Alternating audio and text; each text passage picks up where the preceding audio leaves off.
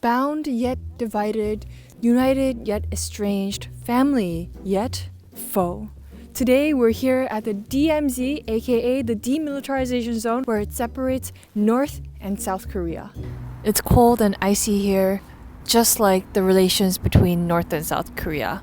There's a lot of mystery surrounding the isolated state. And any news you see is about the authoritarian control, the nuclear militarization, but not really about what North Korean people eat.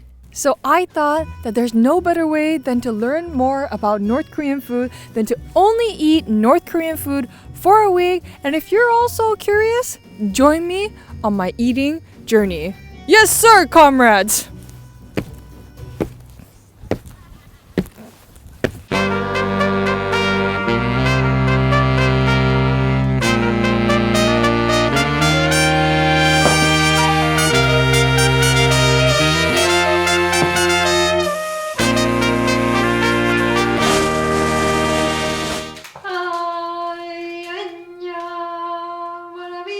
I think the biggest question everyone has is there a difference between North versus South Korean food? And the answer is yes. Most notably, the climate plays an important role in the ingredients produced and the foods that's made from those ingredients. So the North has colder, mountainous climate with less rain. This means that it's better suited for grains like buckwheat, potatoes, and corn. South is flatter and warmer compared to the North, so it's prime for rice fields. And because the climate is colder up in the North, the food actually tends to be seasoned milder compared to the South because there's less chances for food spoilage. You'll see this throughout North Korean cuisine that it tends to focus on simplicity and resourcefulness, whereas South Korean flavors tend to focus more on bold and spicy flavors. As for protein, game like pheasants and rabbits are more favored than the common domesticated animals consumed down in the South like beef, pork, and chicken. There's also limited availability of meat and seafood, so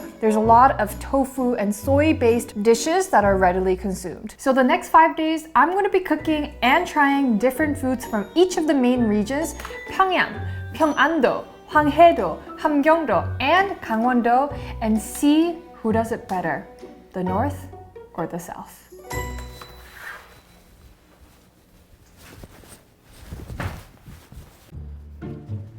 So for our first place, we're 30 minutes drive away from the DMZ at Dongmu bapsang.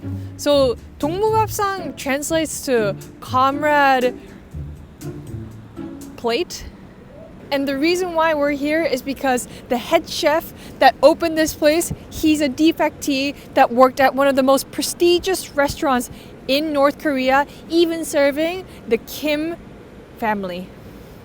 The first dish we're trying from Pyeongyang, the capital of North Korea, is Uhbokjaengban. It's a luxurious hot pot style dish that best represents the finer foods of Pyeongyang. It's filled with sliced brisket, vegetables, noodles, and simmered with a light beef broth. It's a dish fit for royals, especially in North Korea where ingredients like beef are scarce. There's a lot that goes into it. Beef that goes on the bottom, carrots, leeks, hard-boiled egg, mushrooms, dumplings, sweet potato noodles, and just covered with a mound of green onions. So the way we eat this, flip so that the sweet potato noodles on top can get cooked. I mean, beef is expensive in South Korea. Like, imagine how expensive it is in North Korea.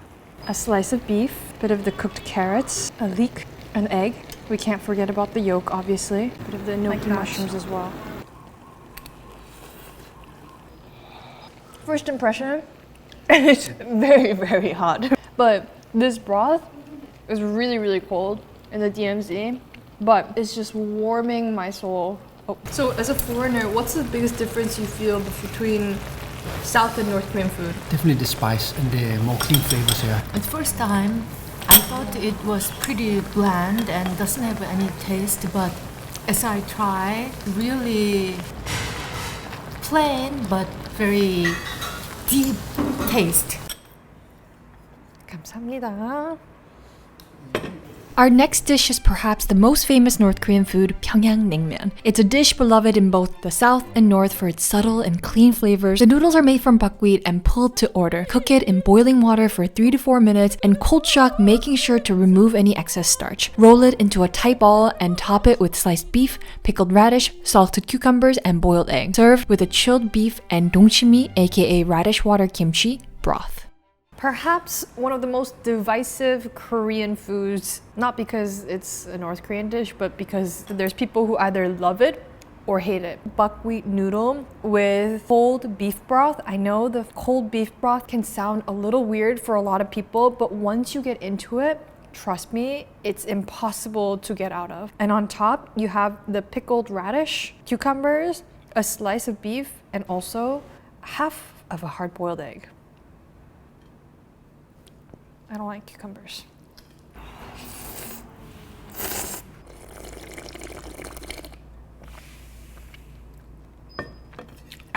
Very similar to actually Japanese soba in the sense that there's no gluten in it. And what's also different about this place versus all the other places in Seoul, all of the Seoul places, it's just beef bone broth with salt and a little bit of MSG. But here they use some of the fermented radish broth actually coming through along with the beef. Traditional to North Korean way of making naengmyun. I feel like I did like a hot Swedish sauna and then like a cold plunge after eating this. Compared to the South Korean versions bulgogi and bibimbap, my mom, who likes bold flavors, voted for South. Kevin, being Scandinavian Viking, who likes milder flavors, voted for North. And me, not a big fan of sweet, which both South Korean bulgogi and bibimbap are, voted for North. So the first point goes to North Korea, 1-0. So for dinner, I'm gonna be making one of the most prized dishes in Pyeongyang, which is Pyeongyang style mandus. So mandus are Korean dumplings, and what's very different about North Korean dumplings is that the tofu and the bean sprouts are the most important ingredients. And I also wanted to do dumplings for the first dish because I feel like every culture has dumplings. Also in North Korea, this is a dish that's served for guests and special occasions. So let's start off with a feast. First, we start by blanching the bean sprouts and tofu. Bring a pot of water to boil, blanch the bean sprouts for 1 to 2 minutes, then strain and let them cool. Blanch the tofu in the same boiling water, then strain. Once cooled, squeeze out any excess liquid from the bean sprouts and cut them into 1 inch, around 2 centimeter lengths. Wrap the tofu in cheesecloth and squeeze out the liquid until it resembles crumbly sand. Optionally, mix in salted cabbage and thinly sliced leeks, add 2 eggs, black pepper, salt, and mix everything thoroughly to combine. With the filling now ready, it's time to start shaping. Prepare 4-inch or 10 centimeter diameter dumpling wrappers and a bowl of water ready to seal the wrappers. Take a round mandu wrapper and place it on your palm. Add a heaping tablespoon of the prepared filling to the center of the wrapper. Then lightly wet the edges of the wrapper and fold the wrapper in half to create a semicircle. Press the edges together firmly to seal, ensuring that there is no air trapped inside. Gently press the sealed edge downward to create a flat base, forming a rounded, upright dumpling shape. Repeat the process with the remaining wrappers. Making mandu is a communal experience, and while I couldn't find a North Korean to help me shape mandus, I called in help from the closest country to communism that I know, Denmark. Kevin?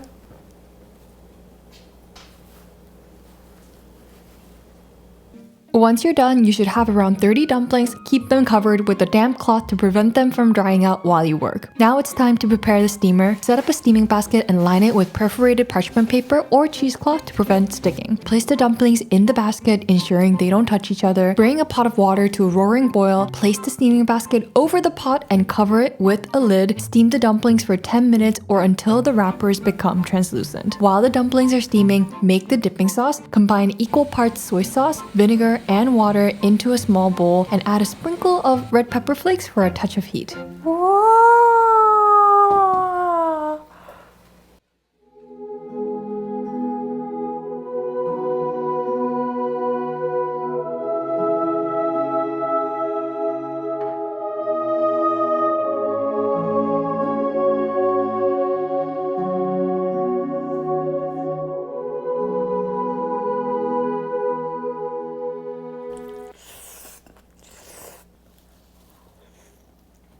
For this one, it's a clear winner.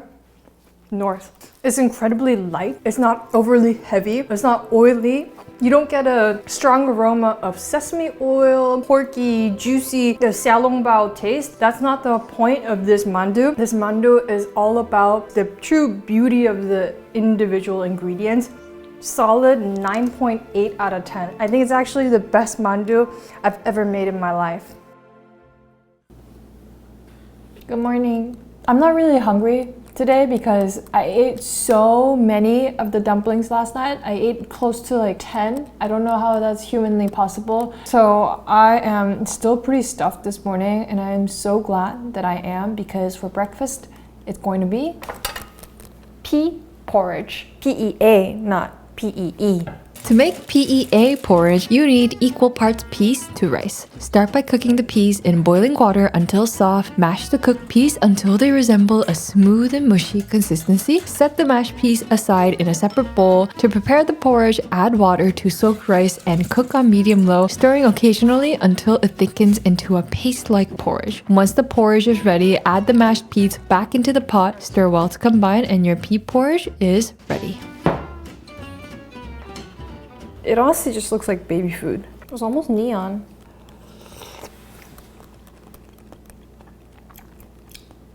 I'm gonna be brutally honest with you. It really reminds me of the days when I would have school lunch and it would be pea rice, and I would pick all the peas to one side and my teacher would make me eat it at the end of the day.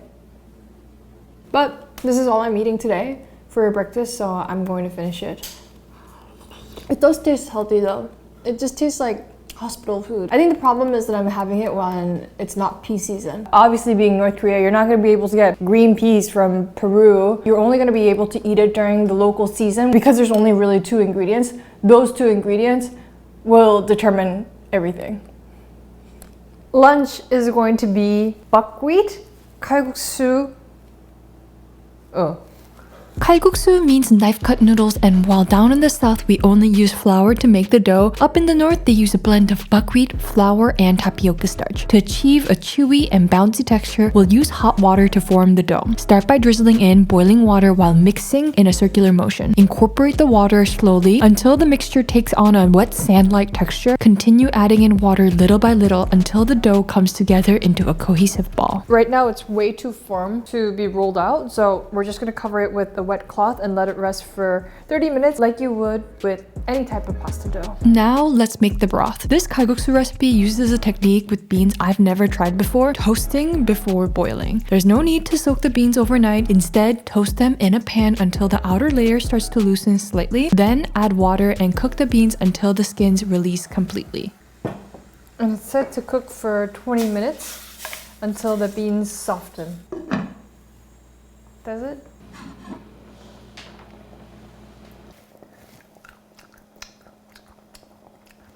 It has a texture very, very similar to boiled peanuts. Next, transfer the cooked beans along with the cooking liquid into the blender. Add 3 tablespoons of roasted wild sesame seeds and blend until smooth, creating a creamy paste. Season to taste and add more water if needed to achieve a smooth, creamy consistency. Pour the blended mixture back into the pot and add more water and simmer gently. For the noodles, flatten the dough using a rolling pin. Feed the dough using a pasta roller, starting at the lowest setting and gradually working up to the thinnest setting. Once you have a sheet of buckwheat dough, divide it in half, roll each half into a log and thinly slice into 1 centimeter, ½ wide noodles. Lightly coat the noodles in flour to prevent tangling. Prepare a large pot of boiling water and cook the noodles in batches for 1 to 2 minutes or until they float to the top. Immediately cold shock the noodles in ice water to stop the cooking process. Beautiful. I'm gonna try one.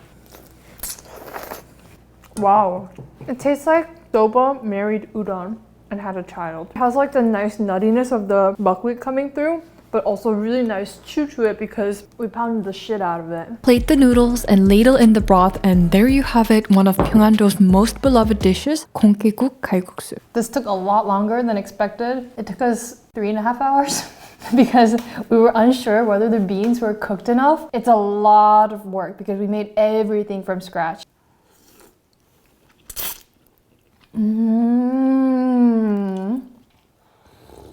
I've never had kalgooksu that used a broth nor these types of noodles Kalgooksu in South Korea, we usually make it with clams and a lot of fish sauce, and it's very salty. But this is one of those where it's like, it kind of starts off really plain, but then the flavor just really like develops and nuances towards the end. One of those foods that you feel like it's like medicine to your body. The North takes the win for this one.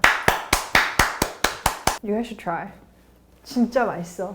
While I love both kalgooksus, I'm gonna give this point to North for the amount of flavor it can pull despite being a vegan dish. 안녕. I got a pheasant. Bro, all I've been doing, cook and clean and cook and clean. Maybe that's what I'm supposed to be experiencing. And the dish we're making is very straightforward. It's just gonna be gwangbaeksuk, which is boiled pheasant. This next recipe is a tricky one, so follow along closely, okay? Place the pheasant in a large pot, add water, and boil.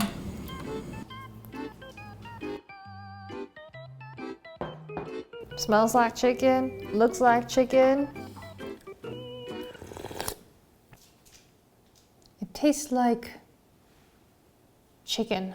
You can see all the yellow fat rising to the top. That means it's an aged pheasant. It had a life. It had a name and a family. It was a mother to some, a best friend, and a daughter.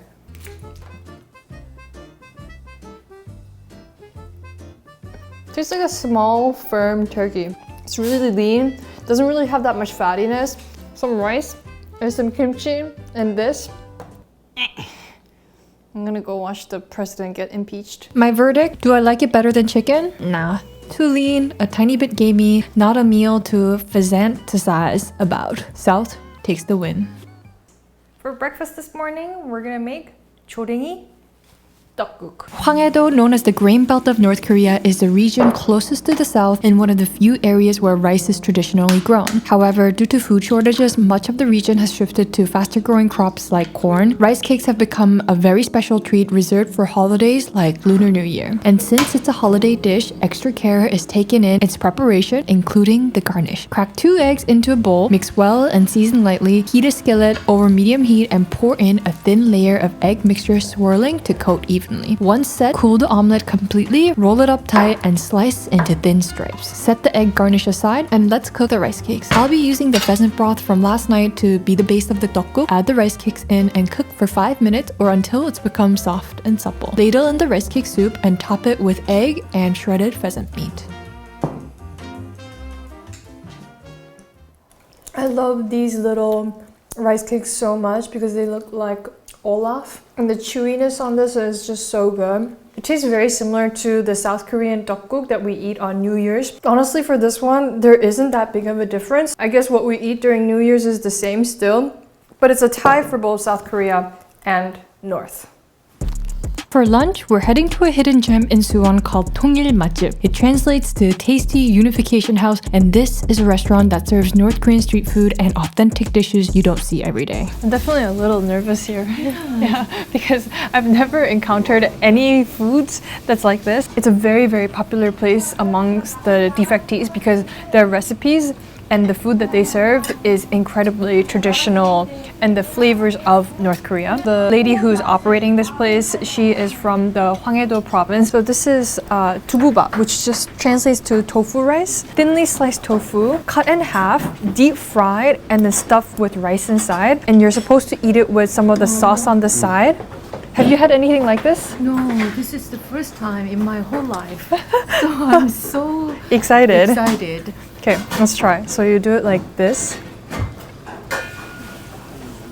So the rice is actually stir-fried a little bit like fried rice to have the fragrance. I'm really surprised at how they were able to cut the tofu so thin. So this one's called fake meat rice. You know, one of my most favorite ingredients that I like to order on the side whenever I go to Hot Pot is tofu skin. This is basically that. And then you put a divot in it and put it in with rice and the really spicy sauce. It's really spicy. I didn't think it was going to be this spicy. Never seen anything like it. This is Gamja tteok, which translates to potato rice cake. It's like the same ingredient used to make bubble tea. That's why you get that nice sheen and also the dark color. Filling inside is like a mild kimchi with a lot of cabbage, and the chew on this is very addicting, like it is with bubble tea. In my 27, I just passed my birthday, of living in South Korea, I've never had any authentic North Korean food, and it is. Me. Yeah. I'm 53 almost. In her But I've 53 never had years, North Korean food like this before.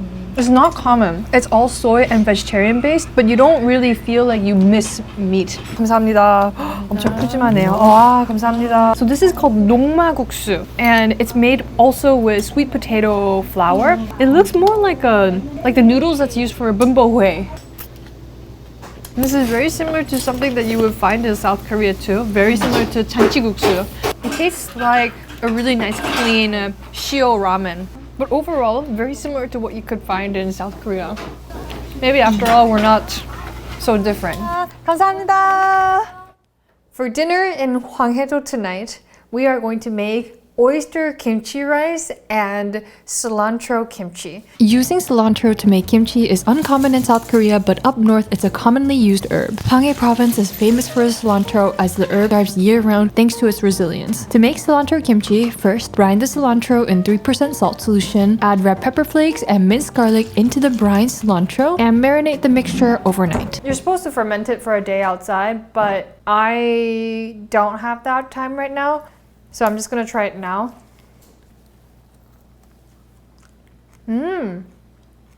Tastes like cilantro, seawater, a little bit of red pepper flake, and a lot of garlic. The ingredients.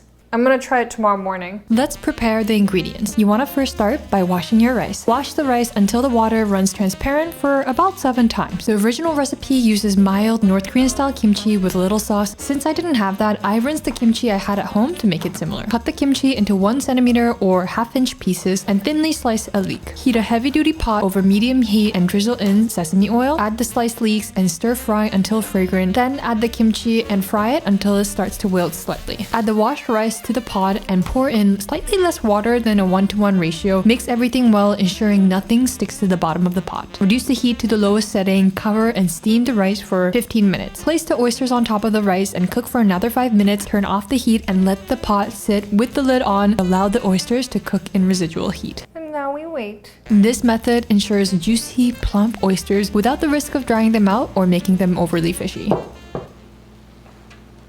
So the recipe actually says at the end, add additional condiments to your liking. Didn't specify which condiments, so I'm gonna go with the classic soy and sesame oil. I like the aspect of sauteing in sesame oil, and I feel like it brings out the sweetness of the Napa cabbage really, really well. Like you get that kind of spicy, acidic kimchi, but also a little sweetness coming from the sauteing. Honestly, it makes me feel like I'm taking an oyster shot with a little bit of Tabasco. Compared to the South Korean version, which typically uses more oysters and no kimchi, with the oysters cooking with the rice from the start, I personally prefer the North Korean version. The pop of acidity from the kimchi adds a vibrant flavor, making this round a win for North Korea. For breakfast in Hamheung-do, we are going to eat sweet potatoes. Sweet potato and kimchi is a quintessential combination that's both popular in the north and the south, and I want to see how the cilantro kimchi and the sweet potato are going to pair together. Cook your sweet potatoes. I opted to boil mine because it's the easiest and I didn't want to get my steamer basket out. Cook until you can put a chopstick through. For the cilantro kimchi, I was surprised at how green and crunchy it was even after a day. Cut it into 5 centimeters or 2-inch chunks and serve it with the broth.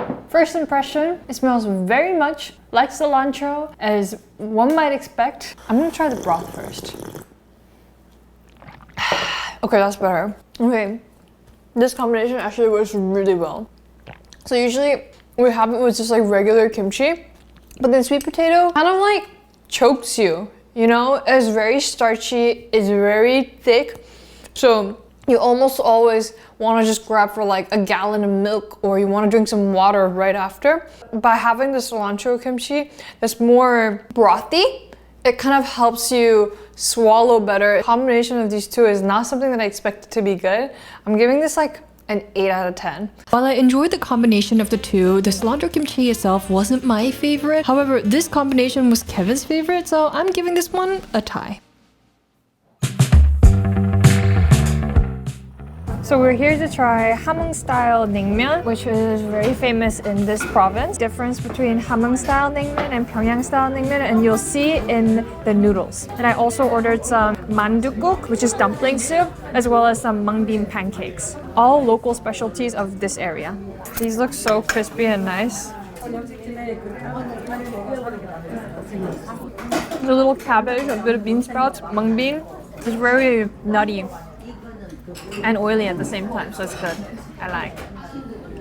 A lot of chives, tofu, a little bit of ground pork.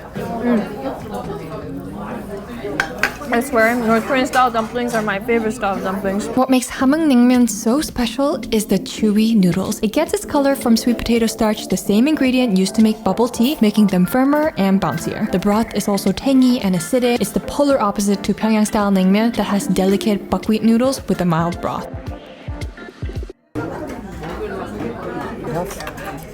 Look at the noodles. It's like an emo version of Pyeongyang naengmyun. Let's try.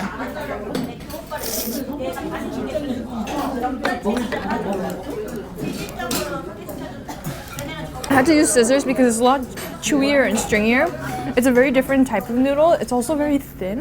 If Pyeongyang naengmyun is more like soba, this one's definitely more like boba. In Korea, everyone is divided between Team Pyeongyang and Hamheung. I'm Team Pyeongyang because I love buckwheat noodles. Do I prefer Hamheung over South Korean equivalent jjolmyeon with spicy sauce? Unfortunately not. But this is just my personal preference, so if you get the chance, try both and tell me which team you're on. This is the dish I've been the most afraid of. You'll see why. This ain't some red dye 40. This is real pig's blood. Today, we're gonna make some blood sausage. Combine the sliced leek, minced pork, and soaked rice into a bowl. Season it with salt and black pepper. Add the pig's blood. This is going to be our coagulant so that the sausage sets. Mix thoroughly until all the ingredients are evenly combined. Rinse the sausage casing under running water several times to remove excess salt. Soak the casing briefly in water to soften it and make it more pliable. I don't own a sausage maker and I hate buying single-use gadgets, so I'm going to teach you a way you can make sausages without buying one. Cut the top half of a plastic bottle to use as a funnel. Looks like a tapeworm. Tie a knot at one end of the casing and fit the other end over the bottle opening. Use protection, kids. Spoon the filling into the bottle and push it down into the casing using a chopstick. Once filled, tie off the open end of the casing securely.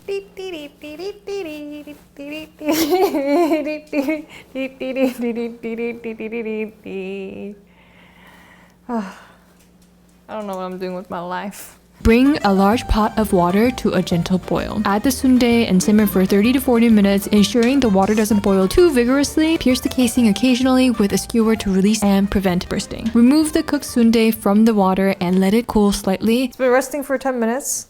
Let's slice in. Da-da-da! Looks pretty legit. I'm gonna try it. Yeah! You'll see.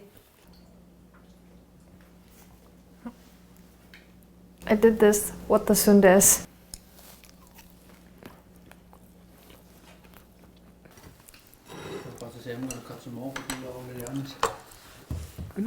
I really reduced the amount of blood because I was scared. But it can take a lot more. Who would have thought I would make homemade sundae? It's better than most sundaes that you get anywhere though, because instead of tapioca noodles, which we use down in the south, up north they only use rice.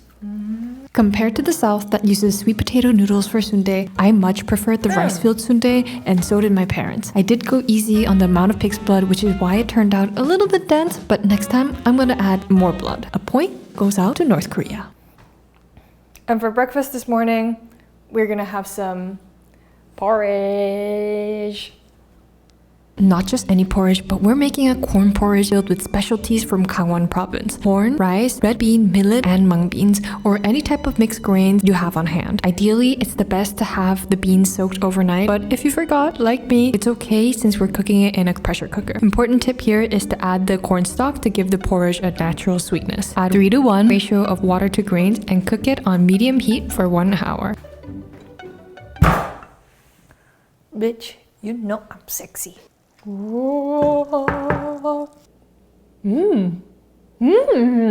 It's nutty, and the corn kernels, like, they kind of pop in your mouth. Great decision to put the cobs because it adds like this really nice dimension of sweetness that's bringing everything together. I don't understand why, as a humanity, we just decided oatmeal is the only healthy thing for us when we could be making this. Me like it. It's lunchtime and we're gonna make something called a gun rice cake because it's shaped like a gun barrel.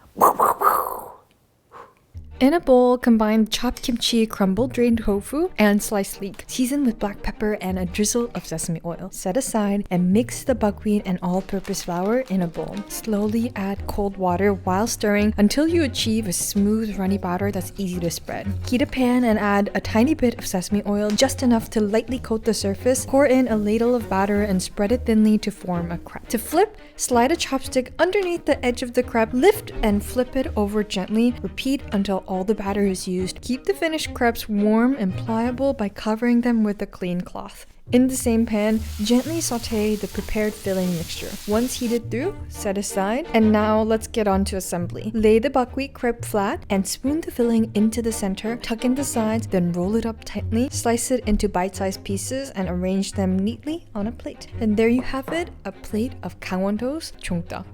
The inside is nice and moist. I like the taste of the sauteed kimchi, but I'm gonna be completely honest with you. I like the South Korean version much better for this one because I love crispy. It is very soft. I feel like if you don't have teeth, this is better for you. But I do have a full set of iPads, as my dad likes to call them. So for me, I much prefer this, but fried. But probably better for your health. Remember how we made soondae yesterday? Well, we're making a version that doesn't require pig's blood or sausage casing, squid soondae. Into a mixing bowl, combine Chinese chives, ground pork, crumbled tofu, and 1 egg. Add flour to bind everything together. To prepare the squid, gently pull the tentacles away from the body to remove the internal organs attached to them. And inside the squid's body, you'll find a clear plastic-like spine. Reach in and pull it out carefully. Cut off the tentacles just before the eyes to remove the beak at the center and chop them up into small pieces for the filling. Stuff each squid with the prepared filling. Fill about 3/4 of the way to allow for room for expansion as it cooks, and I didn't do that, so my squid looked like it threw up a little bit after it steamed. Steam for about 20 to 25 minutes or until the squid is tender and the filling is cooked through. Once cooked, let the squid cool slightly before slicing it into 1-inch pieces. There you have it, Gangwon-do's famous 오징어 순대.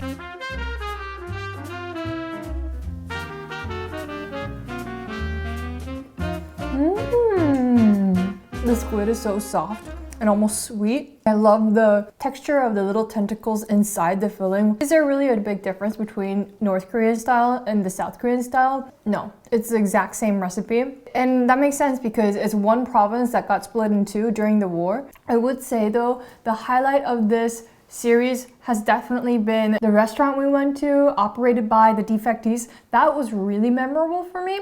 But overall, my experience doing this series, I'm pleasantly surprised at how good so many North Korean foods are. It is also such a shame that it's not possible for us to go and try the foods.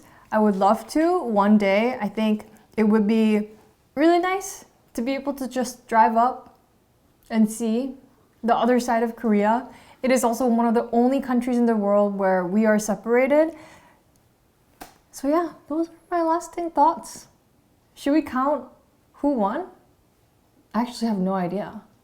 So for the final tally, these were some of my favorite foods from North Korea that I thought were even better than some of South Korea's. Obviously, this is my personal opinion and everyone's taste buds are biased, but as somebody who likes clean, mild flavors, these items were right up my alley. I love the simplicity of the dishes and the focus on the individual ingredients. For Thai items were ones that had a lot of similarities to South Korean foods and also Tongil restaurant because it was so unique on its own that it was difficult to compare it to anything else I've tried in the South. I definitely recommend it to people who are interested in trying out authentic North Korean food. Make sure to call ahead and make a reservation. Last but not least, these are some items that I thought were better done in the South. Again, my personal opinion, and actually Kevin disagreed for some too, so let me just put that out there. I'm putting a special thanks to these two books for the recipes and the information on the provincial foods of North Korea. I hope you enjoyed this one as much as I did, and let me know what cuisine I should cook next for a week. Okay, until next time, Dubies. Bye!